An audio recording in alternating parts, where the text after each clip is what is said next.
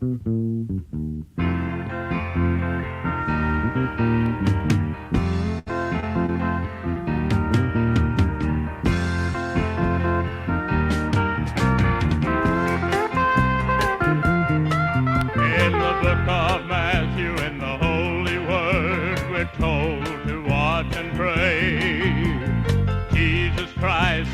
Lord and Master will return for us someday. Well, the time of His coming is drawing near. I can feel it in so many ways.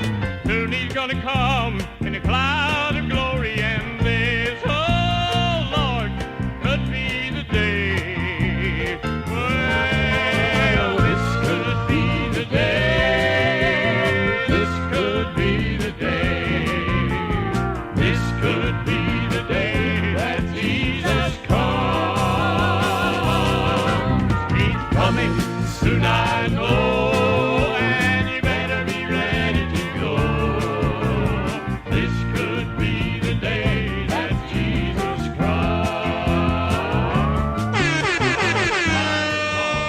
Well, this could be the night that we have a good Presbycast show. Who knows? We'll see.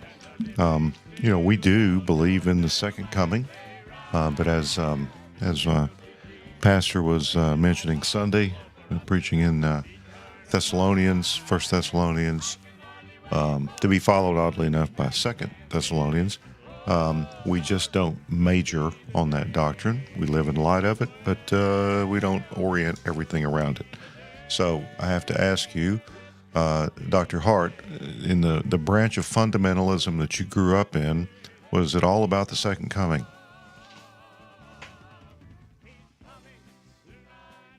Oh, we've lost you. Did you mute yourself?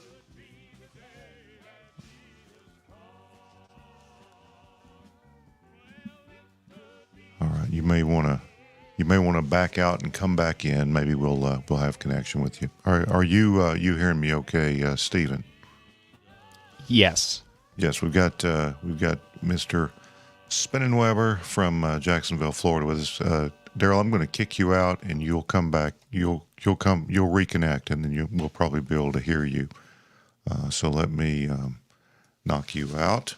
All right, so we're off to a flying start. Dr. Hart will be back with us. And, this is just 2024, glitches and comedy of errors. That's just the way it goes. Resby is traveling. He has very important work, and it takes him all over the place. And there is a tribute to Resby from our friend Spin. And Dr. Hart, you back with us? I am. Can you hear me? Yeah. Oh, yeah. We're good now. No problem. All right. We're our success rate is not quite as high as SpaceX and Elon. Launching is our problem. Landing the thing we can usually do, but launching we're not so good. So we got a number of things to talk about tonight, but Stephen, the most important thing is you were spared any hurricane damage from the latest large thunderstorm, right? Yeah. So Milton, it was funny because Milton at one point was a Category 5, and some of the there's the spaghetti projections. I'm always waiting for like waffle projections, but yeah, the spaghetti projections, had it coming towards Jacksonville at one point. Okay. The range, the possible tracks. I get it. But Helene was actually worse for us. But in South Florida, if you could believe it, the east side of the state actually did way worse because they got a bunch of like tornado alley level tornadoes, which I don't think anybody was expecting. So Port St. Lucie got hit pretty hard. It didn't surprise my Florida native wife. She was talking about the tornadoes 2 days before the hurricane got there.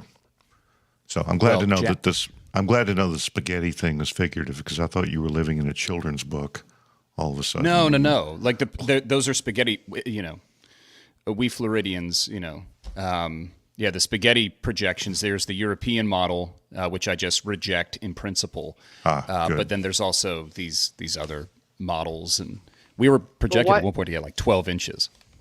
Well, why is it called spaghetti? because it looks like spaghetti, so there's like maybe like 13 different paths it can take, and they're all colored differently, so it just looks like a big mess. Yeah. Multicolored pasta. Very intersectional, I guess. Very. Well, here we are. Can you believe it, Dr. Hart? We're less than 1 month from the most important election of anybody's lifetime who has ever lived anywhere on Earth. Are you ready? Barely. I'm just barely trying to keep up with classes and responsibilities on campus. Actually, I taught almost 6 hours today. Yeah, you're so. For those who are just listening, you haven't even had time to take your necktie off. So if you get really upset tonight, you can rip it off. In a fit of pique, but maybe that won't happen. No, I love how it. Go ahead. I love how it matches exactly your shirt. Did you, by chance, get that from the Coles section? Since you're in the Orthodox Presbyterian Church, however, yeah. Whatever the light's doing, this is actually a blue. It's supposed to be blue, and this is. It's all green. Yeah. It's all green. So we PCA people, fancy PCA people, have this joke that all OPC guys get their dress shirts and ties in those box sets, the clear plastic box where you buy the shirt and the tie together. But that's probably not true. Do you know how much Kohl's cash I got for Pastor Appreciation Day on Sunday? We're the most OPC church in our presbytery. So my people, they showed up. I got a Marvin Martian Not of This World t-shirt, and I'll wear it proudly. I'll embarrass myself, for the sake of my little corner of the elect. Those people, awesome. Well, we're going to talk about some different corners of evangelicalism tonight. Dr. Hart called to my attention an article which he described as not a great article, but a good conversation starter, and it was from a college at USC, a website associated with them, Dornsife, whatever that is. But it's talking about evangelical voting patterns and the 5 kinds of evangelicals. And Dr. Hart, why don't you introduce this article, and we'll decide if don't make me do that. I just if it's sent any good. it to you. Something might be worth talking No, about. I want a book report. I want a book report now. So I guess do journalists and sociologists really care about so-called evangelicals unless they affect elections? I mean, is it only every 4 years we hear about this? Maybe at the midterms? I think that's true. I mean, when was the last, especially now that Pastor Keller is dead, they used to care about him, and he wasn't very political, but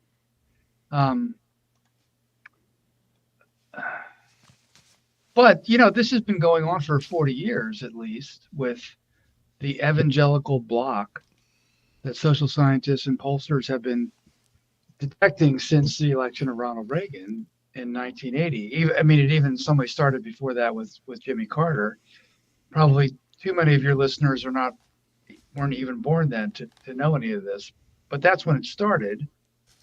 And I would say probably down to 2000, 2005, evangelicals could still be known for religion as much as politics, but it's not gone that way for the last 20 years or so.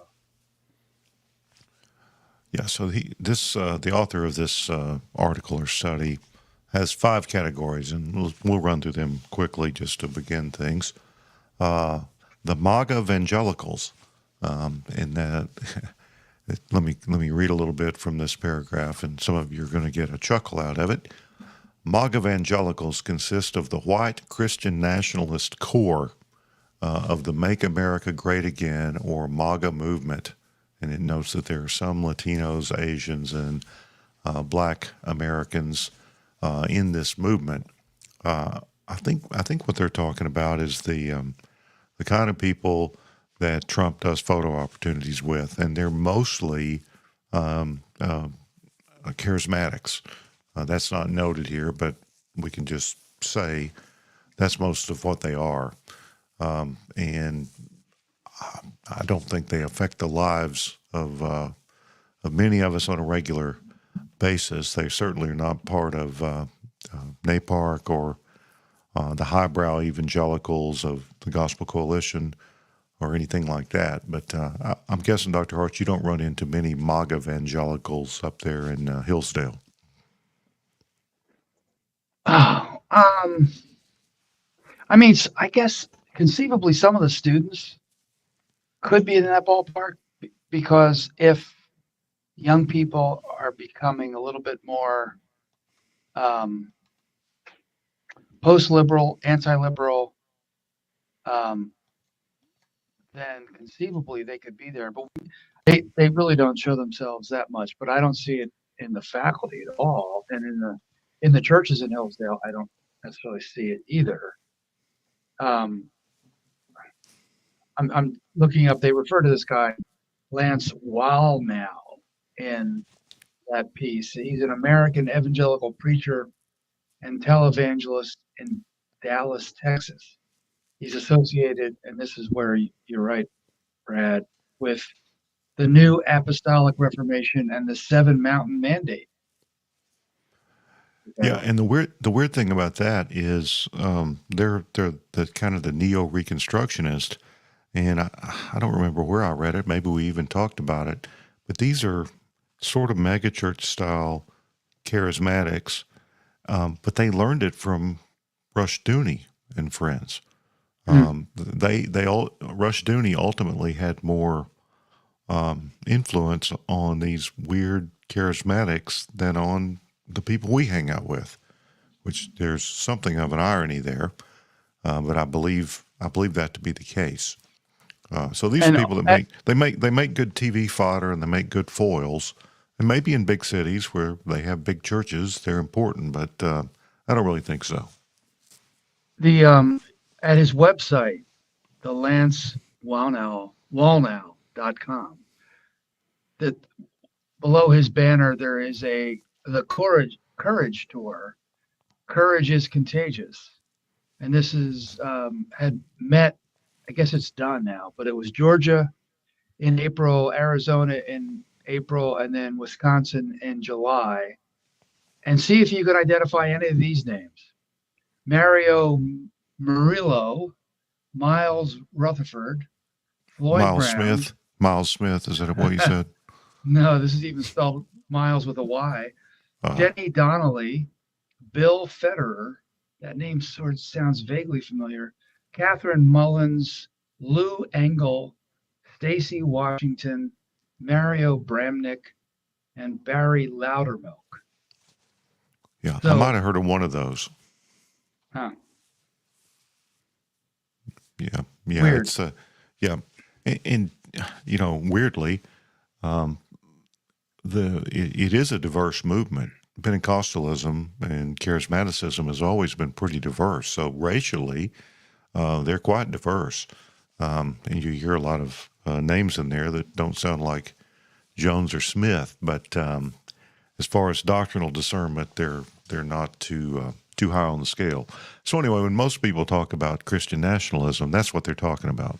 It's rarely what we're talking about. Just for the guy who sounded familiar, Bill Federer, I looked him up. He is a senior fellow at the D. James Kennedy Center for Christian Statesmanship, a ministry of Evangelism Explosion International. Well, no, that's a Reformed World connection there, right? Sort of, yeah. At least genetically, or maybe he's a legacy person. All right, so when you hear liberals on MSNBC railing against Christian nationalists, that's who they're usually talking about.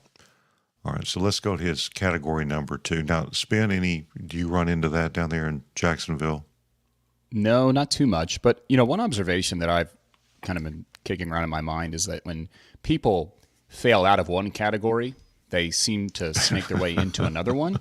So when I think of like Mark Driscoll, that's exactly what I was going to say, because he basically according to this kind of like poor man's Richard Niebuhr, 5, Christ and culture categories, he used to be an evangelical, megachurch movement, right? And reach large numbers of people through their popular worship services. But now with his whole Vote Jesus 2024 shtick, and, he's got like Tim the Toolman Taylor vibes for his podcast, sort of like a blue-collar Joe Rogan angle, I guess he's going for.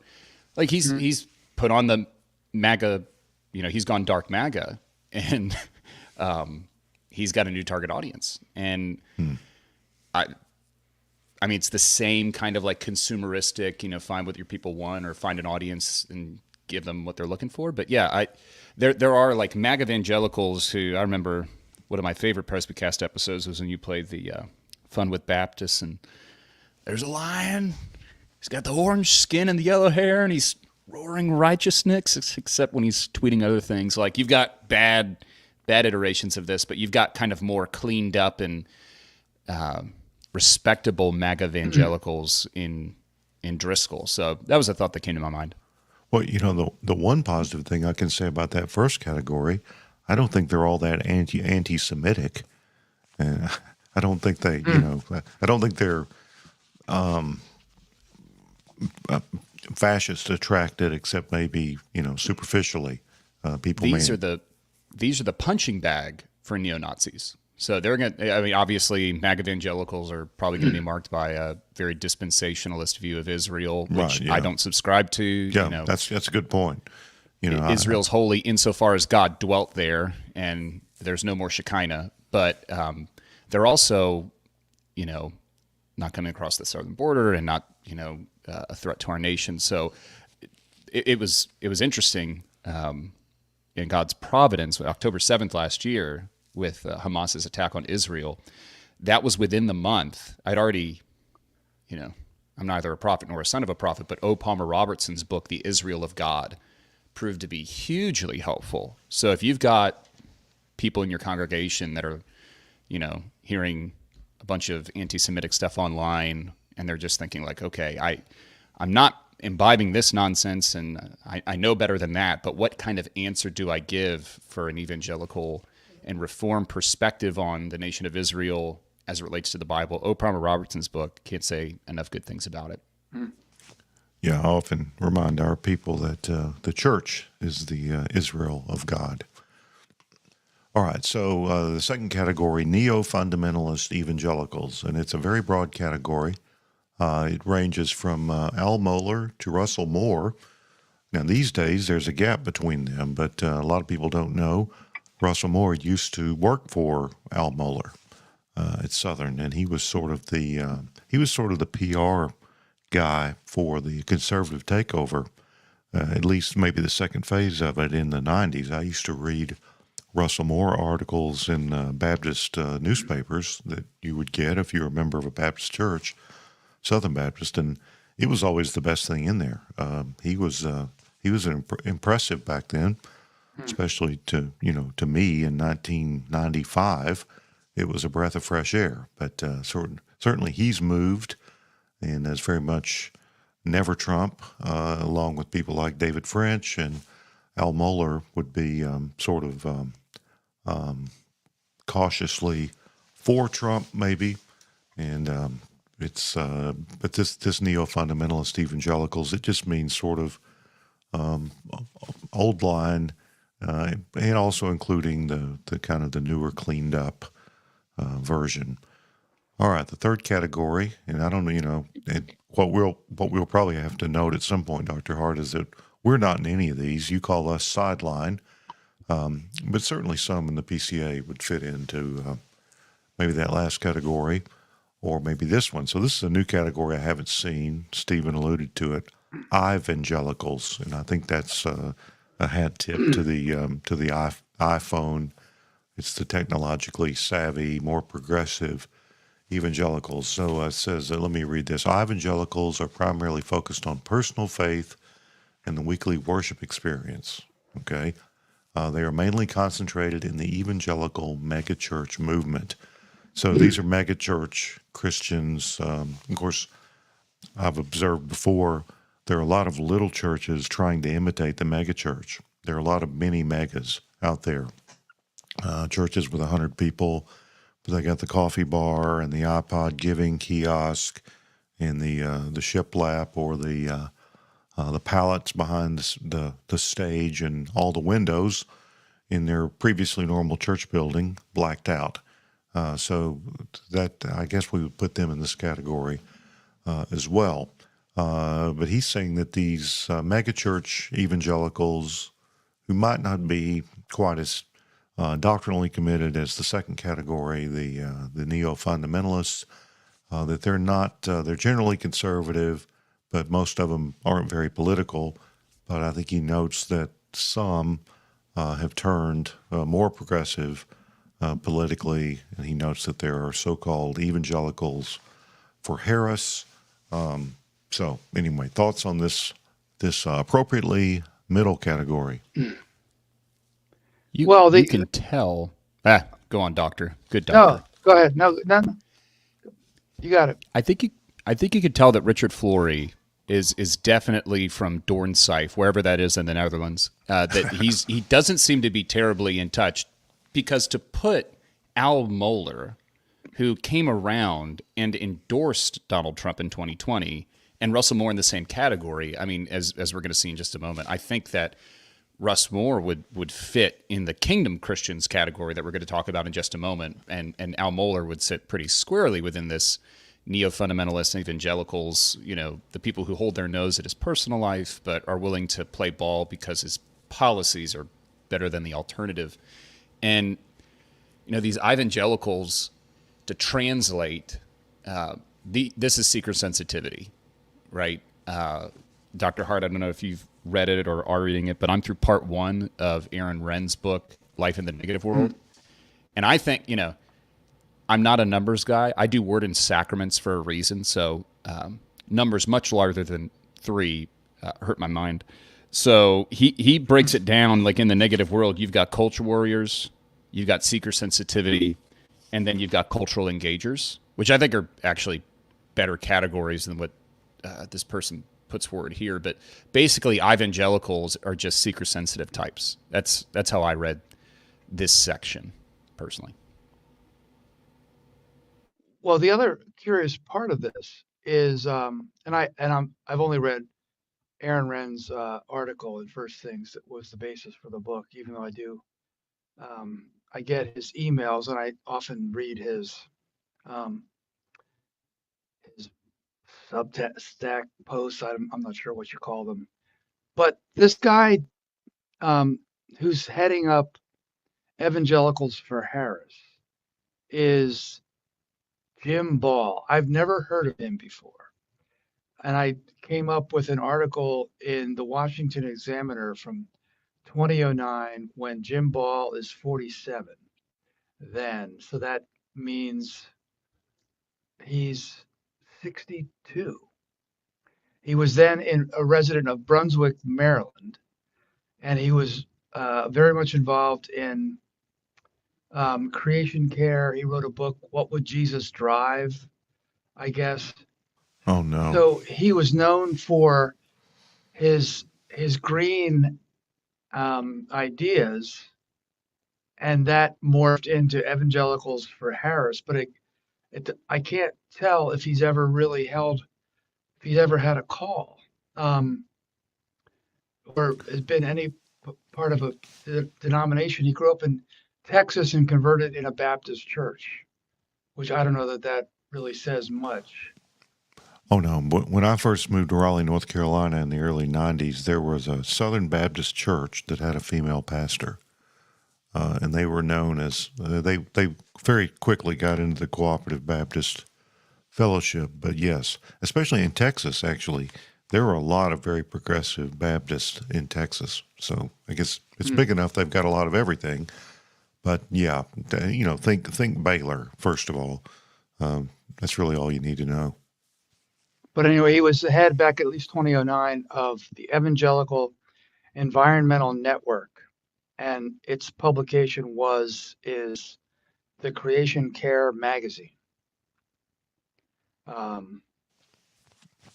Yeah, I haven't And seen that one at the dentist's office.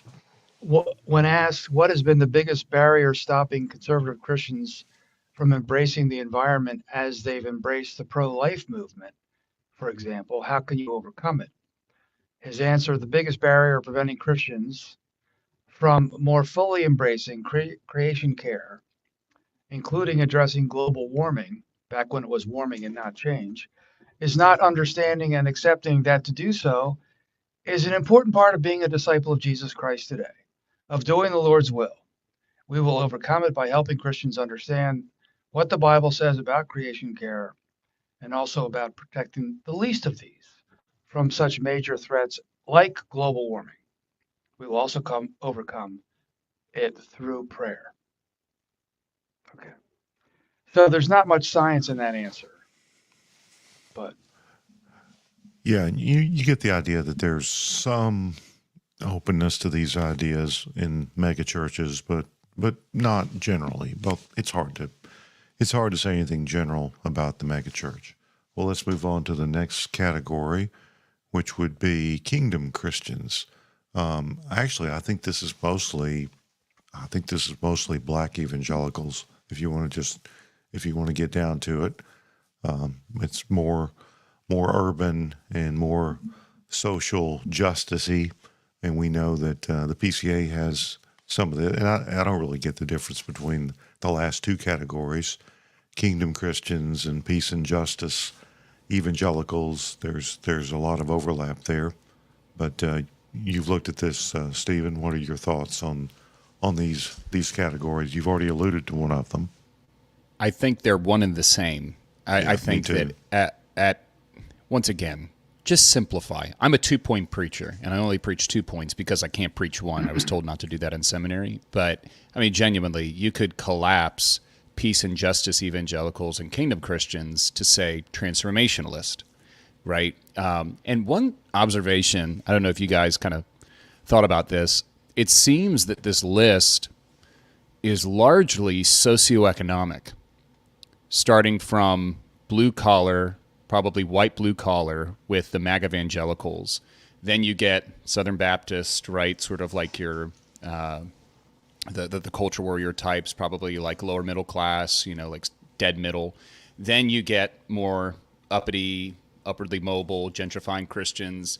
And then this is where 4 and 5 sort of break down in the sense that some of your transformationalism is interesting because it transcends class.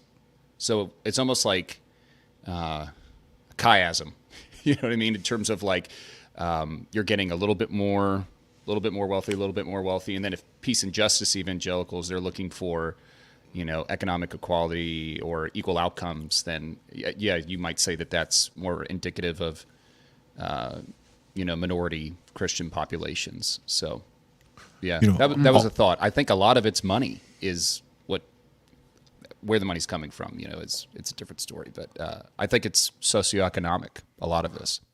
Well, another thing on the extremes of these categories, not terribly accurate though they be, you've got very little orthodox doctrine on the extremes. In the first category we talked about, it's always been my theory that a lot of the hardcore MAGA evangelicals don't even go to church. And if they do, they go to churches where there's not a lot of doctrine and truth. And the same would be true down on the liberal end of this section. That there are a lot of people who are called evangelicals by the media, I think, to try to score points, and it's become, and Dr. Hart's made this point before, largely a political term, which is unfortunate. I mean, it had a classical name. Martin Luther, I think, was probably the first to use it. It meant Protestant. It meant people who believed in salvation by grace through faith, but it doesn't mean that anymore. So any thoughts on these last two categories, Doctor, before we move along?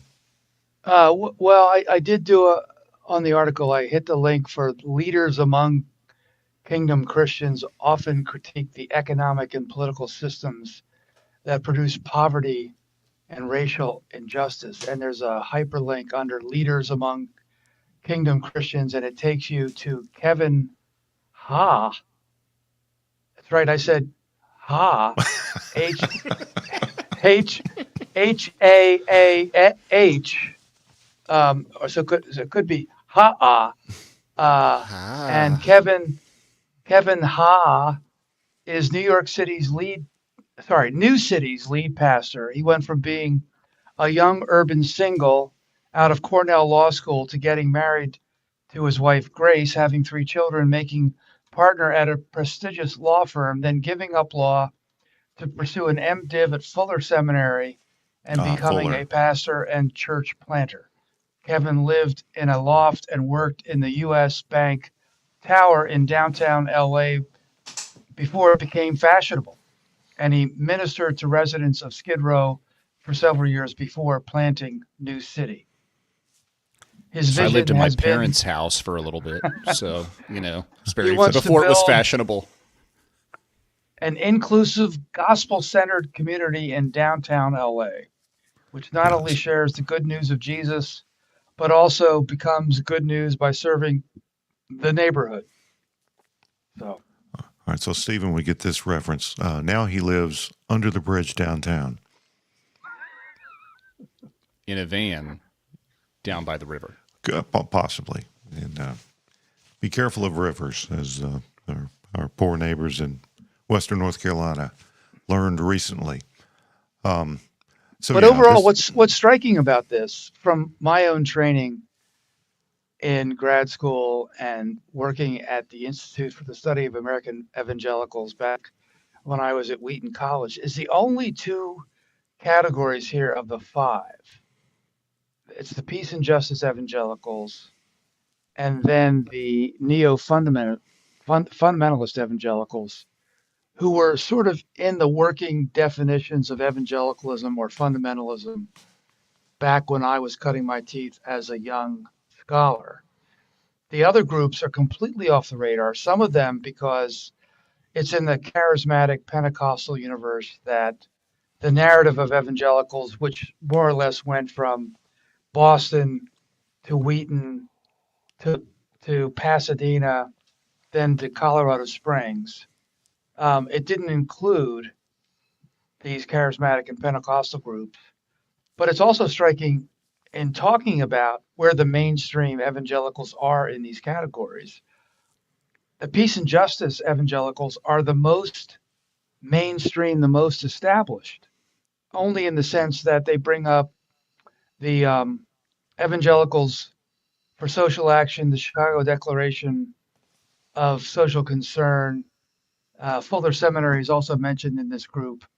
And the NAE did a statement back in 2006 or so about environmentalism, and also another one about a kind of evangelical version of the social gospel. For what it's worth, it's a much more crowded field now. And by the way, the guy who's writing this article, Richard Flory, I can't find much about him. He does have a PhD from University of Chicago in sociology, but he doesn't seem to have done much beside that. So I can't really tell. But I would think he could actually know categories better for trying to make sense of these different types of evangelical. Yeah, and I think that one of the important thing to note is that we don't find ourselves in any of these categories. Or I don't. That's a relief, right? Yeah, I think so. Yeah. But we're a mainline denomination, guys. We're a mainline denomination. The OPC. I actually really appreciated the line you just said. Like, we are the sideline. Like, quite frankly, yeah. Like, it's counterculture. It's not the sort of Christ against culture, or like the IFB kind of like fundamentalism that was characteristic of, like, Falwell and others. But yeah, I mean, a sideline, sort of a parallel society to a degree. Yeah, I thought that was a good line. So sideline, not the main line. All right, so let's get down to real issues that do affect at least. Well, people say that what happens in the PCA affects the rest of NAPARC. If that's true, this affects everyone. An article came out by Ryan Burge. I don't know if you've followed this, Dr. Hart, but I followed the discussion. I haven't. right. Well, he is an American Baptist minister, which is a mainline Baptist, Right. and his church folded recently. And I Really? think he was in Iowa, so now he's kind of doing this religious statistical stuff full time. So yeah, he wrote a big article about shutting down this church where he had 20 senior citizens in this large church building somewhere in Iowa, and that is no more. So that's sort of I'm not sure how many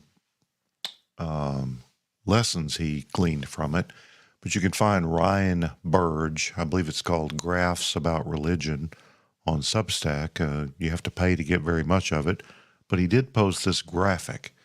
And if you dig into this graphic, it's called Two-Party Vote for Trump in 2020, and it lists all the denominations and how many of them voted for Trump.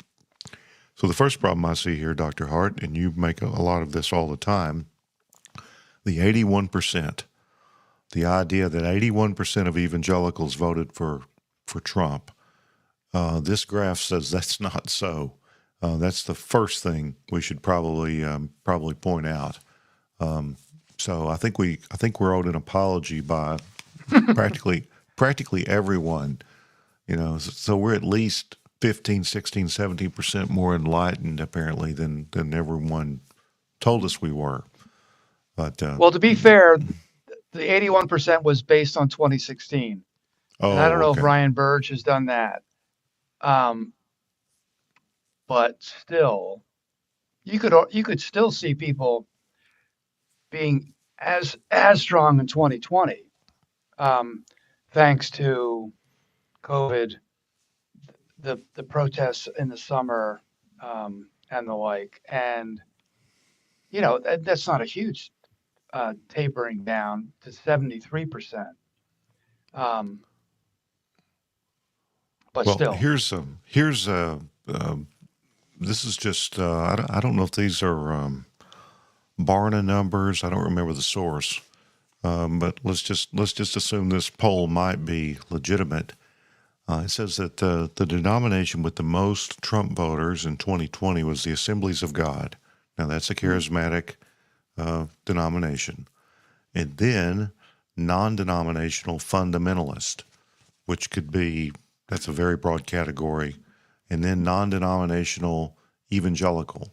Those three categories are all at 78%, and that's again very broad. That would include most charismatics, independent megachurches, probably not the little independent tiny church near you down the road from where most of us live, but the churches that identify as independent congregationalist of one kind or another, or charismatic. So those numbers look, I believe those numbers, but I've got some real problems with the Presbyterian numbers, and we'll talk about why that might be. So number four would be independent Baptist. Now that would be the snot slingers, the guys we play clips from, just the King James only. Wait. Snot slingers? Yes. Where did that come from? Oh, they talk about, man. snot slinging. That one guy, Tony Hudson, he brags about that he's got high blood pressure. And Does he do this for fun, or is that he's actually serious when he says it? Yes. Okay. Yeah. And he talked about that's great, actually. he went to a Japanese steakhouse and he shamed the people who sat down at the communal table with him because they ordered drinks. He prayed imprecatorially against them very loudly in the restaurant. That's a famous Presbycast clip, but I don't have it here. But that's independent Baptist. Now, that could be missionary Baptist. That could be community Baptist. But those numbers make sense to me. Then in number 5, Evangelical Right. Presbyterian Church. That's amazing. So the question is, here's my theory, especially when you're talking mainline. Most people don't know what Presbyterian denomination they're in. If you can tell the pollster Evangelical Presbyterian Church in the USA, Presbyterian Church in America, or this is you, Dr. Hart, other Presbyterian Church, the OPC. There it is. Most people don't know, especially the mainliners don't know. They don't know. So I don't think the Presbyterian numbers count for anything, because I'll tell you why. The EPC, which is kind of a purple suburb, well-to-do, former PCUSA churches, although they came out early. They were formed in 83, I think. 73% of them allegedly voted for Trump. Same with the Southern Baptists. So think about your Southern Baptist demographic and your EPC demographic, and they're saying they're the same. And right there with them is Lutheran Church, Missouri Synod, and various Pentecostal churches in that 70% range. But then the PCA comes in at 64%. That's really hard for me to believe. And then the Presbyterian Church USA, the mainline church, is at 52%. And then other Presbyterian churches, 56%. I don't have any confidence of the Presbyterian numbers, especially the PCA numbers. So it could be that the Presbyterian Church in America is, let's just use the word, to the left or more liberal than these other denominations, but I have a hard time believing that. So do you have any So thoughts you think it on would that? be higher? Oh, well, yes, but we also have a story about the 50 largest PCA churches. In the 50 largest PCA churches in our denomination, you would find that those 50 largest churches have more members than almost any two other NAPARC denominations. 76,000 members in 50 churches. Wow. So, most of those churches are in cities or probably affluent suburbs. Two So of maybe, the top 3 are Korean speaking. right. And who knows? And Dr. Hart, this reminded me exactly of that New Horizons article, 50 largest churches in the OPC. I'm so glad that you all published those numbers, for us, and because this is the article that we were all looking for. We needed to know what the 50 largest churches were in the PCA. I'm sure that you do this at New Horizons every year, correct? No, I don't think we do, actually. But in our Imagine. General Assembly minutes, I think you might be able to find that. You have to do the work That's the yourself. most OPC answer that anyone could give. If you consult our minutes, you may find these statistics.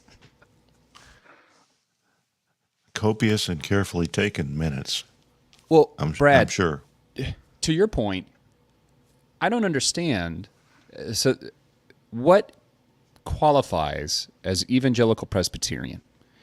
An Yeah. egalitarian denomination did not vote more for Trump Well, but let me tell you, than did a complementarian denomination. let me tell There's you. just no way. in 2013 or 14,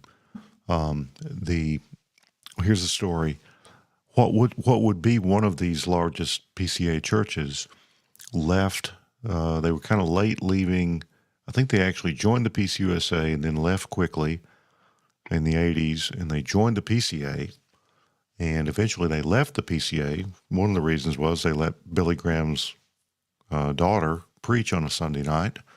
So they were in hot water with the denomination and the presbytery for having women preach more than once.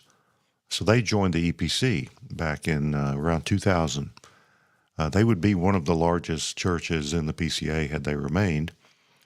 They hosted the EPC General Assembly in 2013 or 14, and the pastor is an old friend of Tim Keller's, so Tim Keller came and preached at that EPC General Assembly, again in 2013 or 14, and I went as a spy.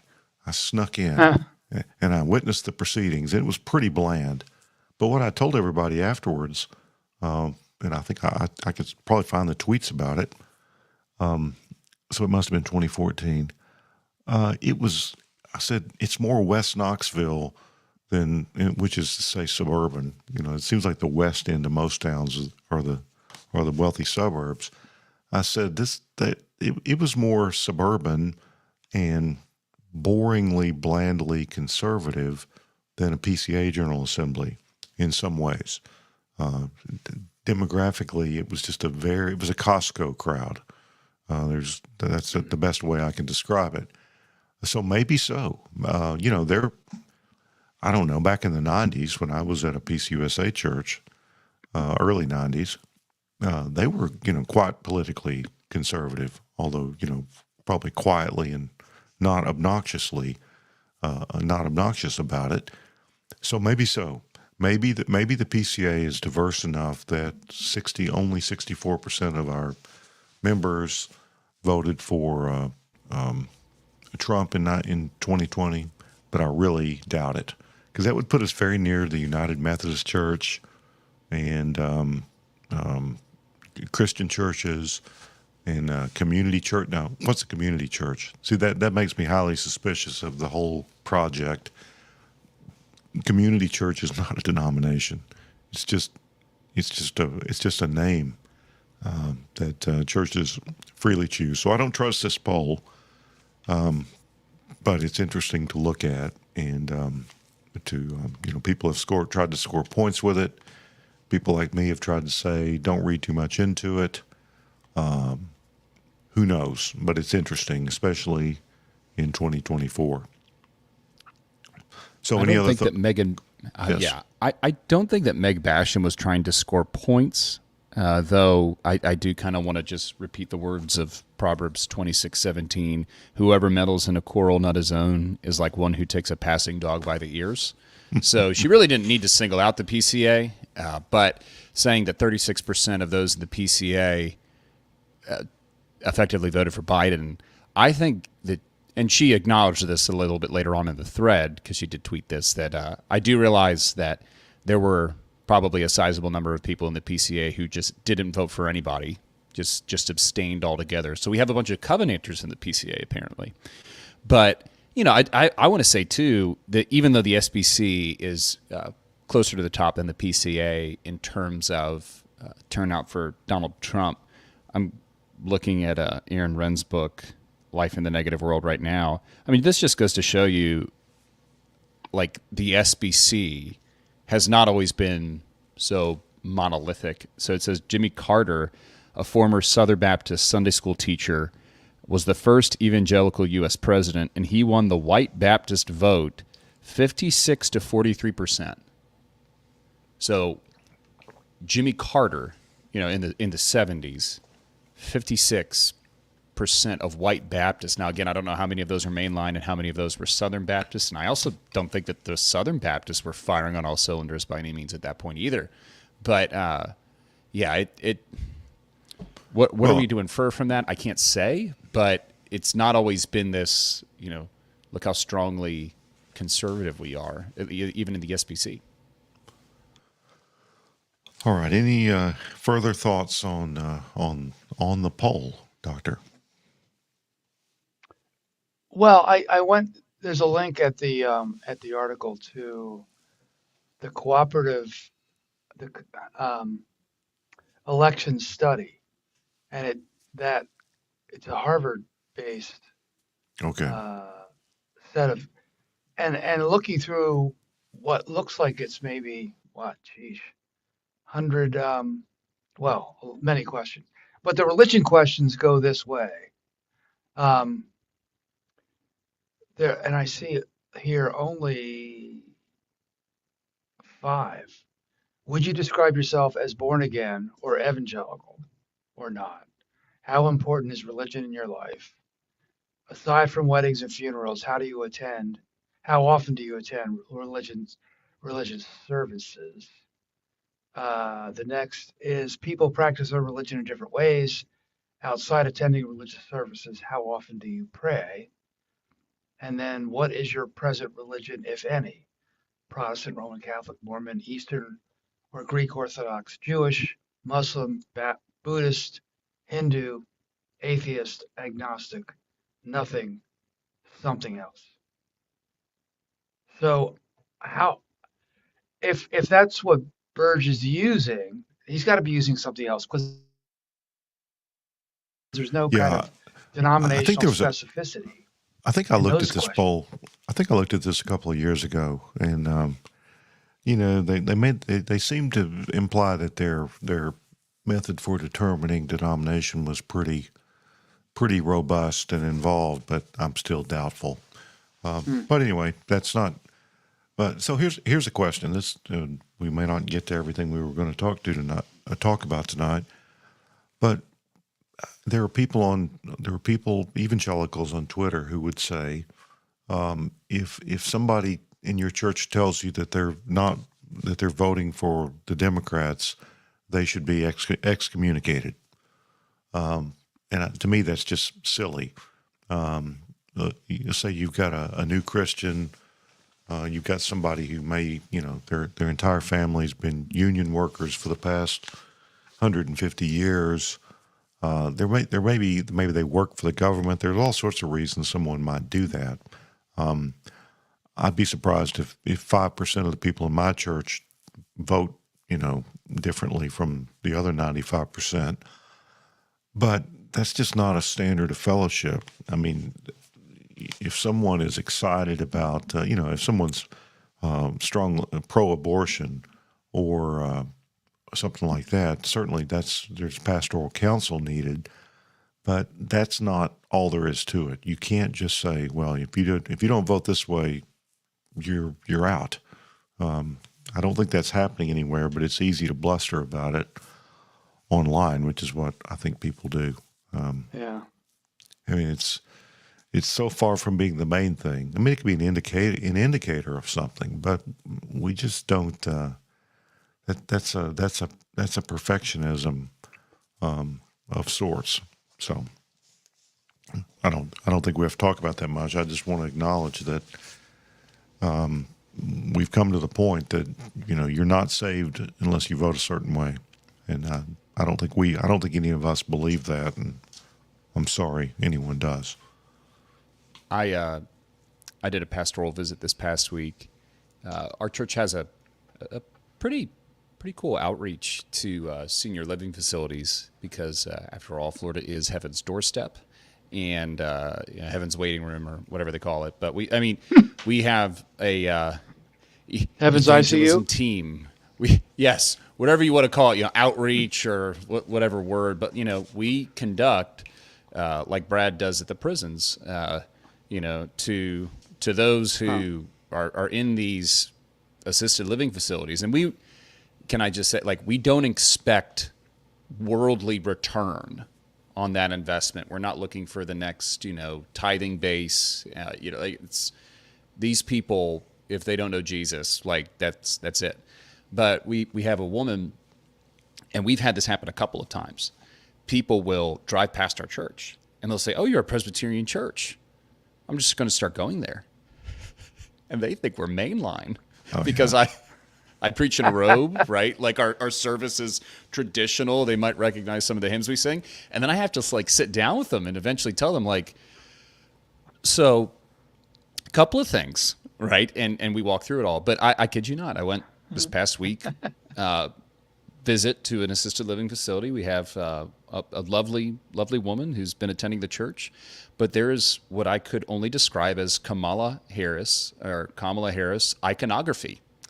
There was an Wow. African Second Commandment violation statue in the house, 5 or 6 plates. So these are recent purchases, and we talked about politics a grand total of 0 minutes.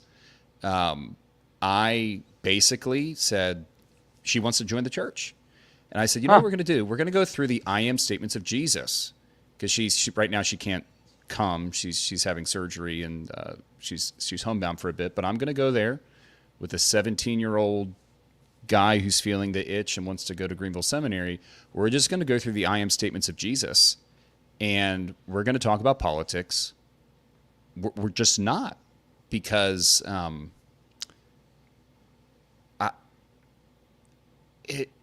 we could get into sociological stuff and we could talk about, but like the best analogy that I could talk about with her was, there's like good things that Christians can and should be doing.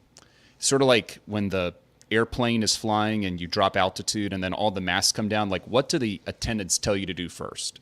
Don't worry about putting the mask on your children.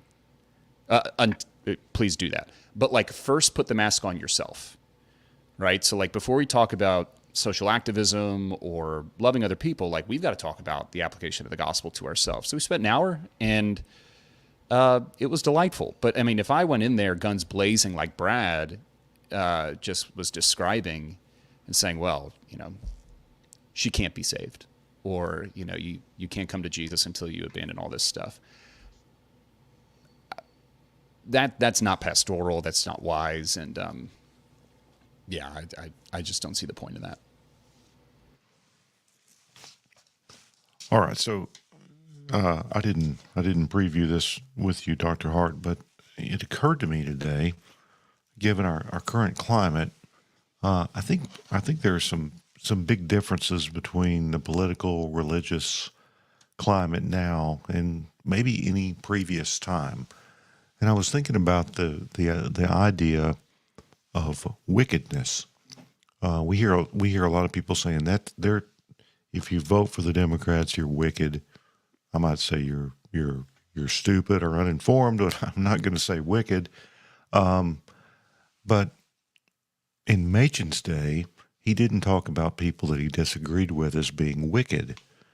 And I don't think, and you're the American historian, I don't think in the 18th century that the country was evenly divided along moral lines, where half the country thought the other half of the country were wicked because of their political views. I think previously, the threat that people saw was other ideological systems, other countries. They might have, it could have been immigration. That was a thing in the late 19th and early 20th century, and Machen was on the other side of that argument from the main line, generally. But things have just changed. I mean, Machen would have said those who would curtail liberty were wicked, and he might have called big government wicked, but I don't think he called half the country wicked. And as things have changed now, obviously we are more wicked. We have terrible things going on in the country, but I'm thinking about, and you may or may not have read this, but a big problem in the frontier days, in the early 1800s mostly, drunk. I mean, basically everybody in the U.S. was drunk if they were west of Philadelphia or somewhere. The frontier had a problem with alcohol, and I'm sure they had a problem with child abuse and spousal abuse and murder. I mean, read about Appalachian American culture back in those days. I mean, it was just, it was insane.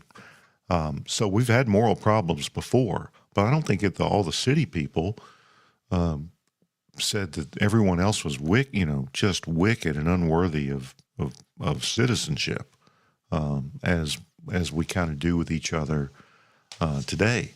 Now, you could say that prohibition was ultimately a reaction against these things, but that didn't work out so well either. So your thoughts, Daryl, on how things have changed. And I want to talk about the concept of a moral panic, which I think we've experienced in various ways, and whether we used to do that. We did, but not. I think of the other moral panics. I'm thinking, say, of Red Scares in the 20s after World War I, and Red Scare in the 1950s with McCarthyism. or anti-Catholicism at different moments, it wasn't a 50-50 split.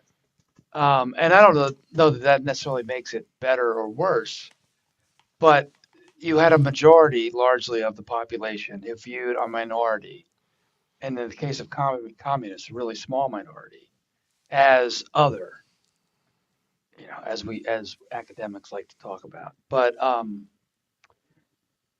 so there are ways. I think you could argue that these sorts of, to use your phrase, moral panic, which is a good one, have broken out, and I think there may be something about American society as a democracy, as a free society, um, as the functions of mass media and the like may contribute to that moral panic in certain ways. Although it also seems like the Brits have similar episodes of moral panic. I don't know the European nations as well, but some would argue that this is a legacy of Puritanism, and that kind of hot Protestantism that affected England, Scotland, and beyond. Um, so I'm saying yes and no in the sense that yes, this may be unusual because we're so evenly divided, and the question would be then how to break off the people who are really believe in the wickedness, or the people who are just kind of following along those lines. But it is a problem of being so evenly divided, seemingly, versus moral panics in the past that have been perhaps a majority against a minority population. Yeah, well, it's certainly. I think it's different. It may not be new, but it's different in its distribution and intensity. Now, Spin, you're not old enough to even remember most of even the history of the 20th century. But what do you see on the ground there in Jacksonville, which is it's a big city, but it's not real fancy.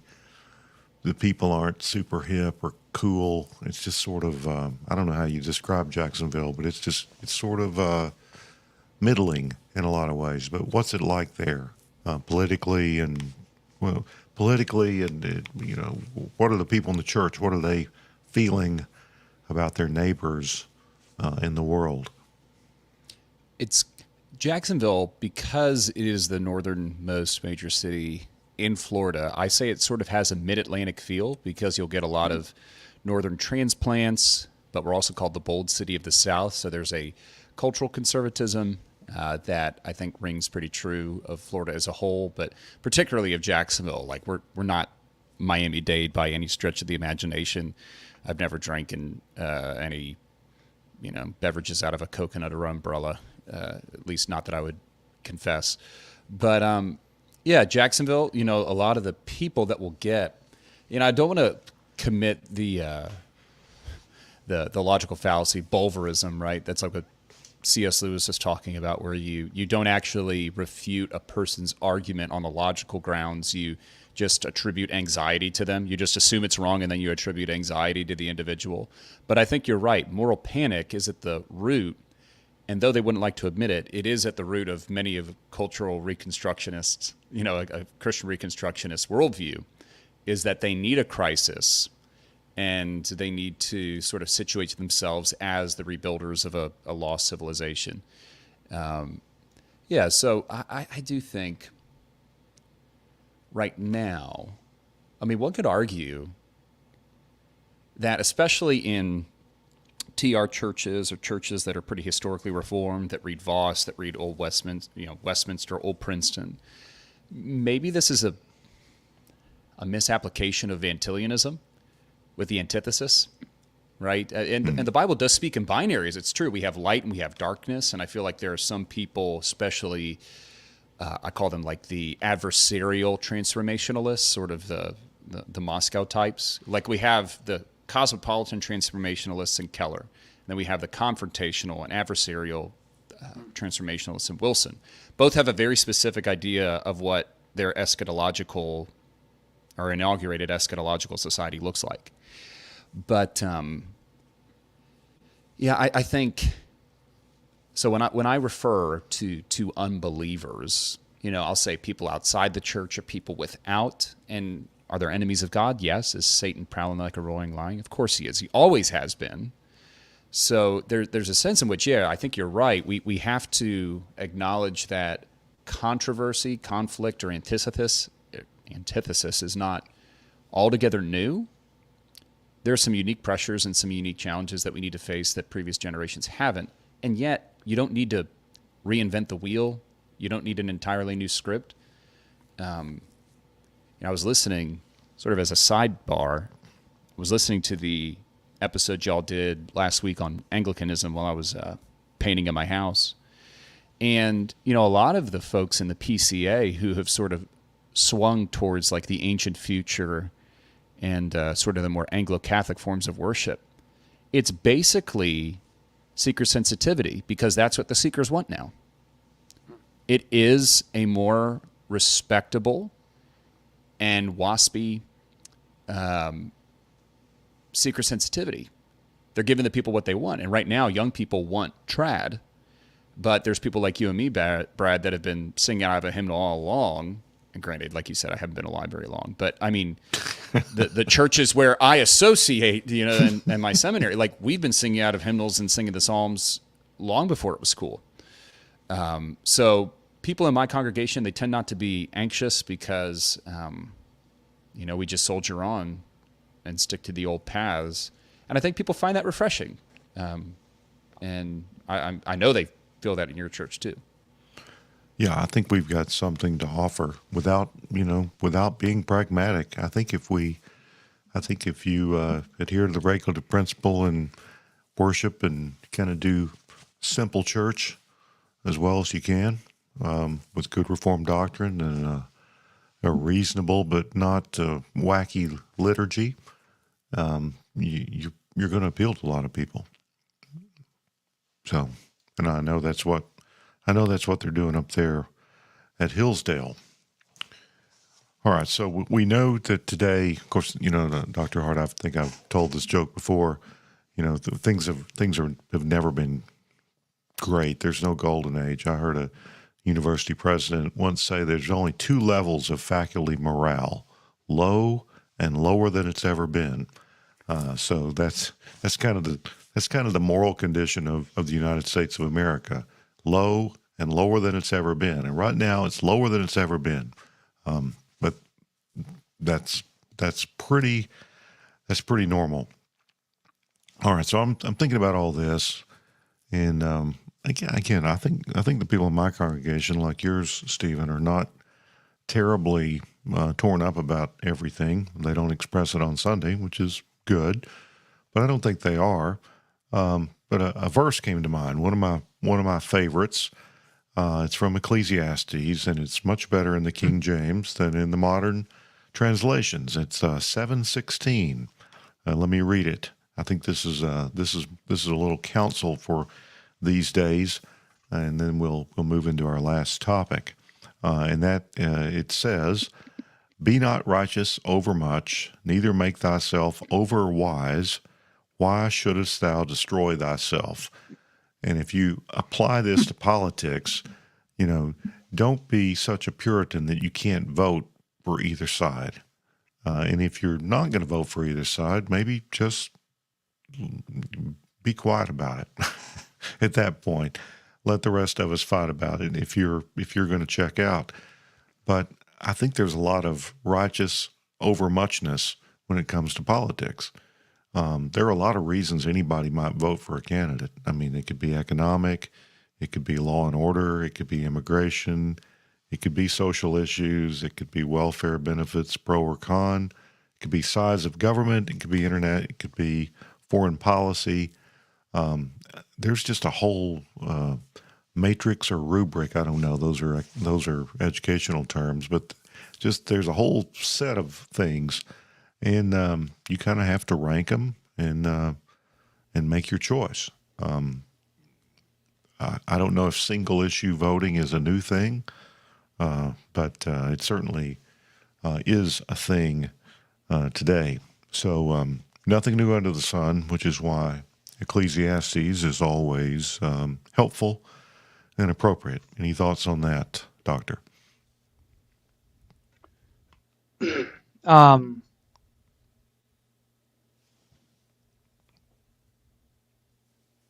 I guess something that did occur to me is that there's just a yuck factor that is seemingly so much more prominent. So that if you do vote for the orange man bad, people who can't understand that just attribute all sorts of the worst consequences, significance to that, as if you have no moral compass, as if, etc. And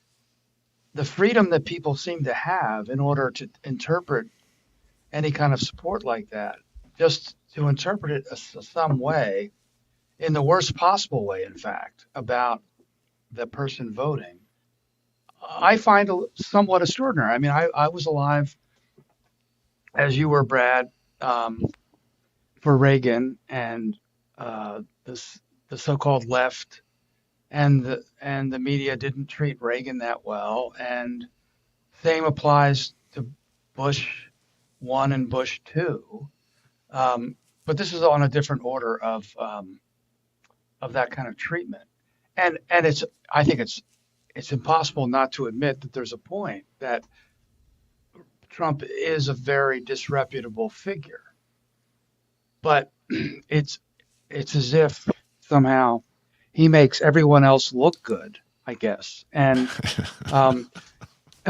it's like, what possibly are you looking at? Not to mention, I think I was going to ask you what you thought, both of you, this election season compared to 2020, whether it seems better or worse, but it's better in the sense that COVID and the pandemic is behind, and so all of those precautions and innovations are not taking place, and there are not riots in the streets, but Yet. It feels to me like the press has its finger on the scales more so now than 4 years ago, and that to me is a really frustrating aspect of this campaign cycle, because we've gone from knowing about the condition of the president of the United States, everybody seemed to know it, and then it took the debate to see it, and so there's this hide and seek aspect to the way the press covers the one side of the political parties, which Pravda comes to mind. It's not fair, I guess, but still, for those young people out there, Pravda, I think, was the news organization of the Soviet Union. Yeah. That's not a good thing. Yeah, but I think the thing we forget, especially older people, the mainstream media is of less importance than it ever has been. There's so many alternatives.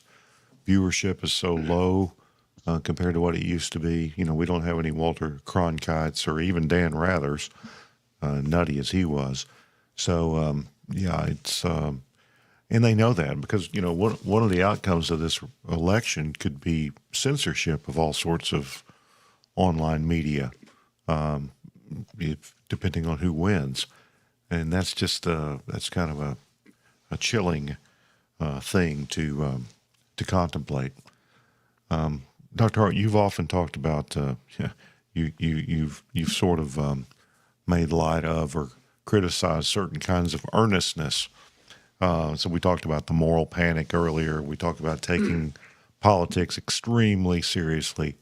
But it seems like a casualty of all that is humor. And you've done some thinking about the place of humor, maybe in society, but in the Christian life. And there hasn't been a lot written about it. No. There's also a doctrine, which I'd love to hear more about, the happiness of God. God's actually happy. He's getting his way. He's going to win. Imagine if we could always make what we wanted to happen, we'd be happy. God's happy, and we forget about that. But that's a sidebar. That's for some future date. But I think God's got a sense of humor too. Obviously, I mean, if he didn't, we would probably all be incinerated, I think. But I think when you look in creation, some of the bizarre animals that live deep in the sea, and let's see, this shows how cool I am. Moodang is the miniature hippo, the meme, or the cute baby. Sometimes just in creation, I get the idea that God has a very powerful sense of humor, and that even I don't know if Ezekiel and Jeremiah were exactly stand-up comedians, but the Apostle Paul certainly has a biting wit from time to time, and some of his rants might be rated at least PG-13, given what he advises should be cut off of people from time to time. But I'd like to hear your thoughts on humor and Stephen as a pastor, how he's found it in the Bible.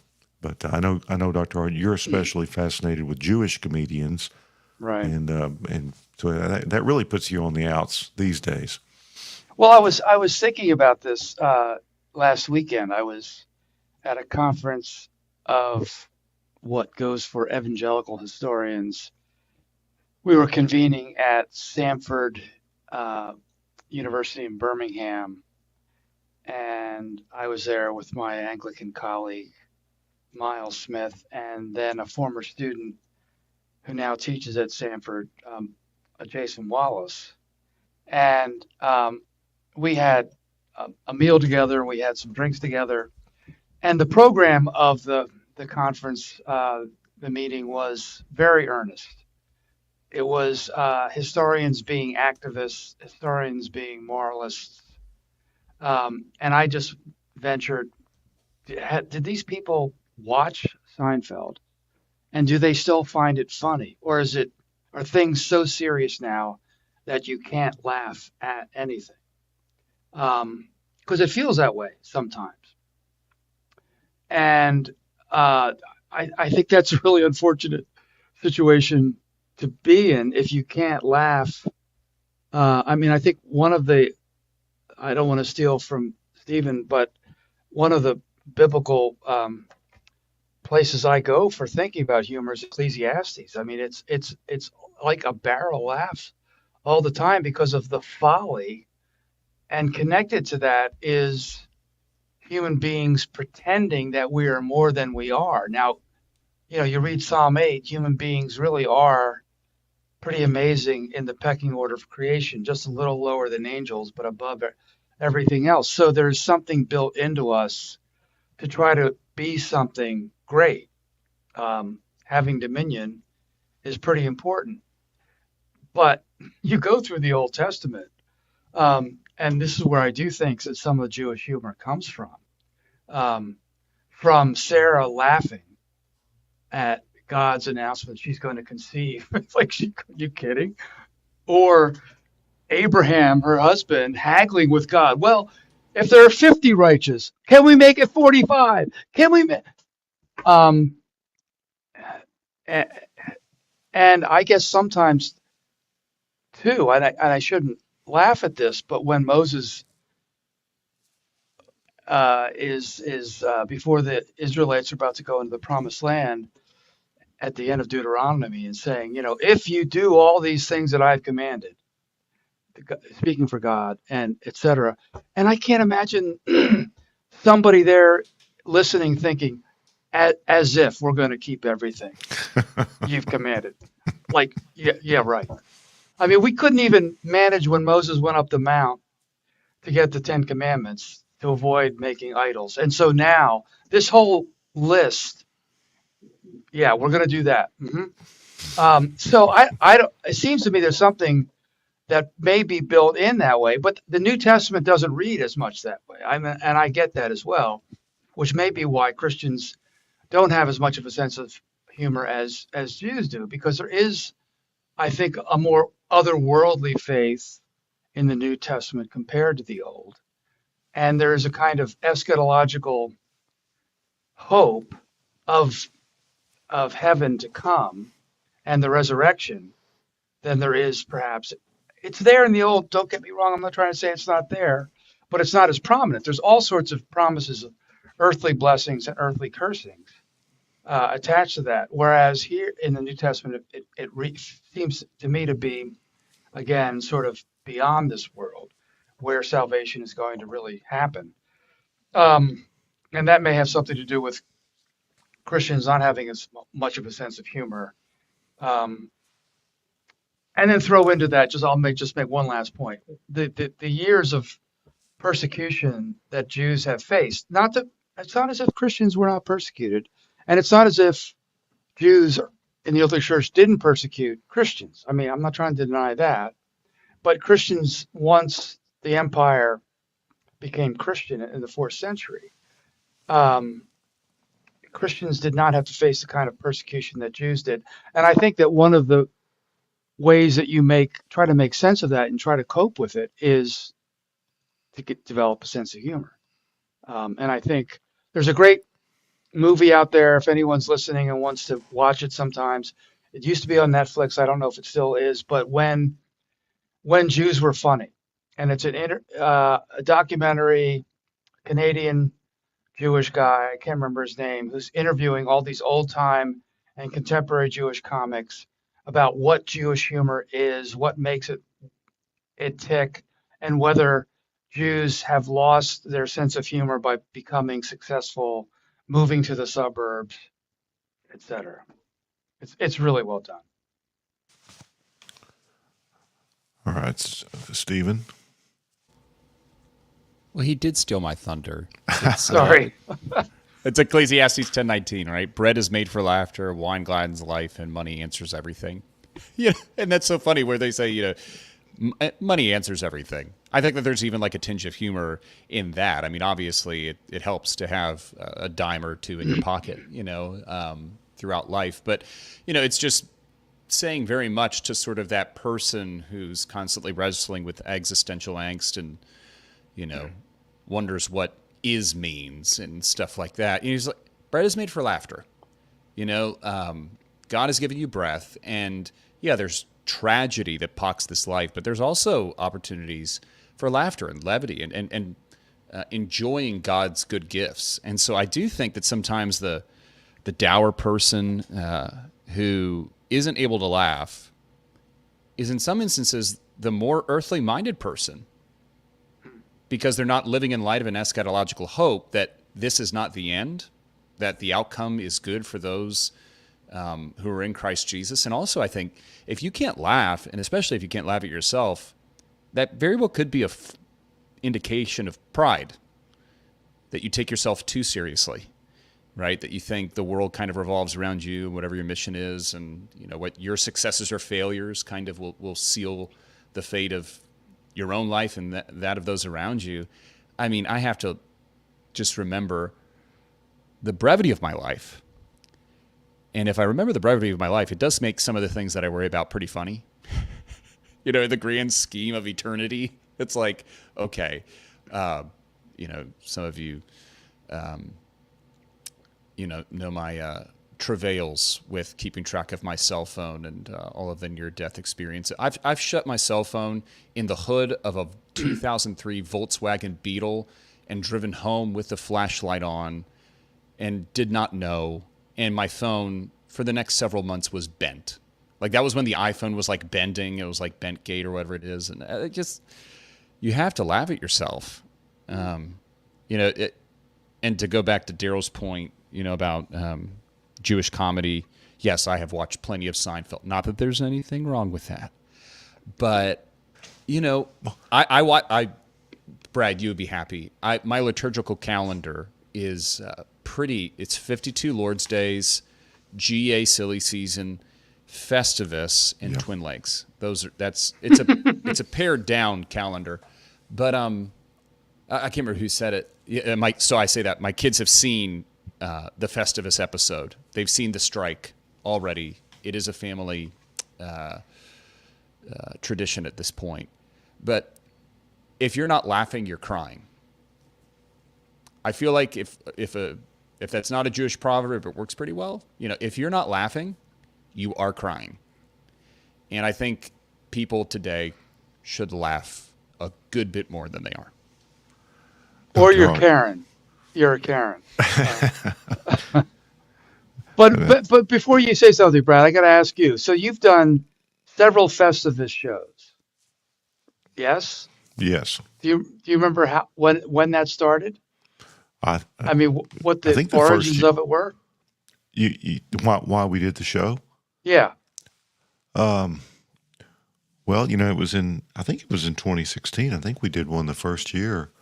Things were pretty, Trump was, that was right after Trump was elected, I guess. Huh.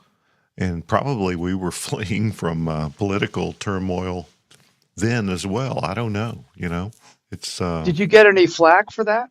No. Because no, it's kind of an assault on Christmas. Yeah. Obviously. In fact, I can think of some. It was mostly females actually. One in particular who unfollowed me showily back for talking about Festivus because it was just denigrating the high holy Christmas season. And it's a very Jewish way of opting out. I mean, Seinfeld overall is Jewish. It's not as overt, say, as Curb Your Enthusiasm, but it's still pretty not cliched, but it picks up on a lot of Jewish elements. The whole show, but those episodes in particular surrounding Festivus. So I was just curious, but I mean, I think it's a credit to Presbycast that you do those because I think it's a really funny part of Seinfeld, and it's a way of kind of celebrating a counter holiday, as it were, and it's a Presbyterian way of not following the church calendar. Yeah, in the parlance of our times. Right. Anyway, I interrupted you. You were. No, I was going to say something. I was going to bring up something less funny. I don't know that we've ever talked about this, but if you think about when Seinfeld started and how it was kind of at the time when New York was being cleaned up somewhat, but it made New York look really cool. Could Tim Keller have been successful without Seinfeld? I mean, forget Koch and Giuliani. Without the marketing campaign for New York City that Seinfeld was, would he have had enough congregants there in New York City? That's a really good question. It's similar to one I heard recently, because I don't know what to say to that. So I'll just talk about another analogy that somebody made. But they talked about the popularity of Ta-Nehisi Coates. He came on the scene with a kind of popularity at the same time. I guess Jonah Goldberg made this point, but I heard someone else talking about it. At the same time that Hamilton came out. And was there a kind of synergy between the Hamilton show and Coates that made Coates more appealing in some way? Not to say that Hamilton was in any way, I still haven't seen it. Not to say that Hamilton was in any way as provocative as Coates was, but it is curious what is sort of in the air of the culture that allows some things to be happening at the same time in the same place. But that's really squishy. Well, it would social certainly scientists like Ryan Burge would give us numbers. Yeah. Yeah. Well, there's more that could be said about humor, and we could talk about that all night, but we won't because we're hitting our time limit. But I promised this it's the show that would talk about everything that you cared about, and that our listeners care about. And I'm sure it hasn't been that, but we've certainly covered some ground, and maybe from a slightly different perspective than you're likely to get on Facebook or the darker parts of Twitter. We often talk about how Twitter was fun in 2013, 14, 15. Well, then 15 you had Ferguson and things like that, and then Trump, and it's been not much fun since. So, But let me add one more thing. I mean, what's striking to me about humor in the campaign season is, and this has been true about Trump for a while, that Trump's supporters, and I'm sympathetic. I'm not a supporter, but I'm sympathetic. In some ways less so. I do think there's a kind of Trump fatigue this time around, which I think I'm experiencing, but that people who like Trump in a way know when to take him seriously and know when to laugh. I'm sorry. They know when to laugh. They know he's joking a lot of the time. And you probably heard some people compare Trump to Don Rickles and that style of humor, which for baby boomers, we grew up seeing Don Rickles on the Tonight Show. The insult comic. Yes. Right. But what's amazing is that the people in mainstream media and journalism don't see how funny Kamala Harris is.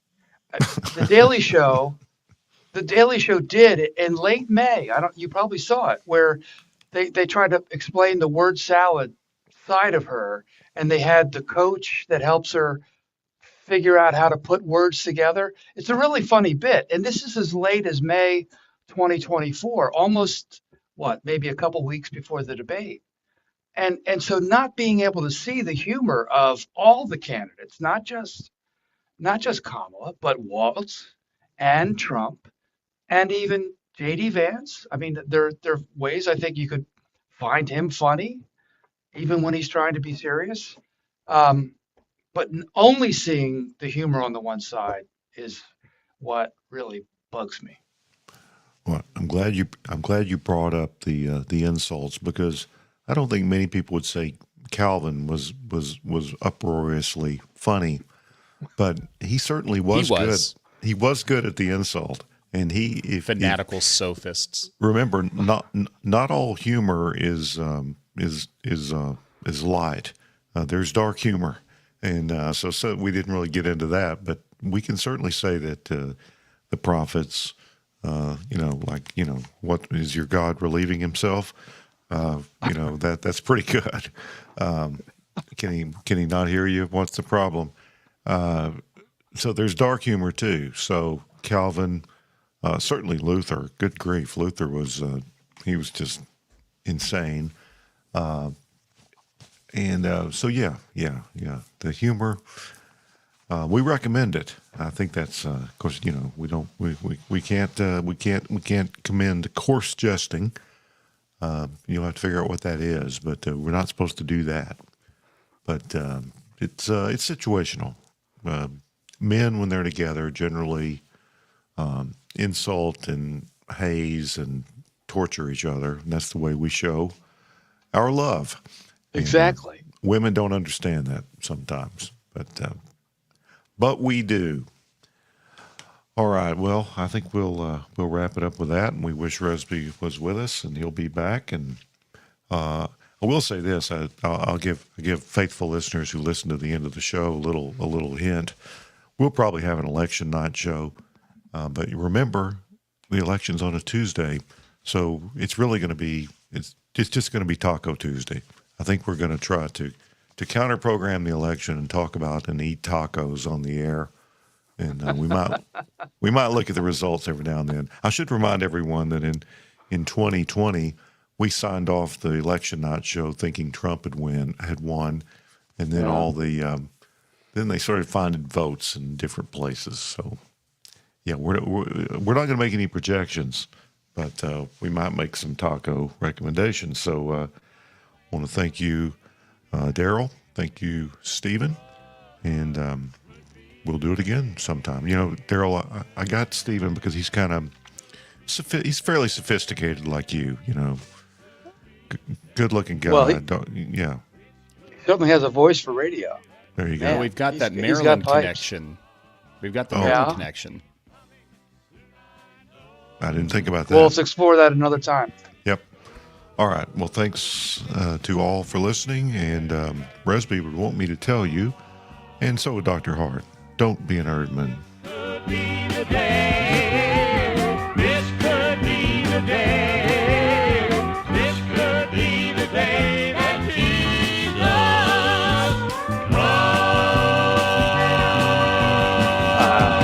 comes. What's wrong with you people?